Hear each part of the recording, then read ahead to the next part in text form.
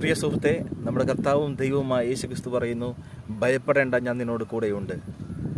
കാറ്റും കോളും തിരമാലകളും ആഞ്ഞടിക്കുമ്പോൾ യേശുക്രിസ്തു ഇപ്രകാരം പറയുന്നു, അടങ്ങുക, ശാന്തമാവുക. അപ്പോൾ കാറ്റ് ശമിച്ചു, വലിയ പ്രശാന്തതയുണ്ടായി. നിന്റെ ജീവിതത്തിലും ഇപ്രകാരം വലിയ കാറ്റും കോളും ആഞ്ഞടിക്കുമ്പോൾ എന്ത് ചെയ്യണമെന്നറിയാതെ പകച്ചു നിൽക്കുമ്പോൾ യേശു പറഞ്ഞതുപോലെ അടങ്ങുക, ശാന്തമാവുക എന്ന് പറയുക.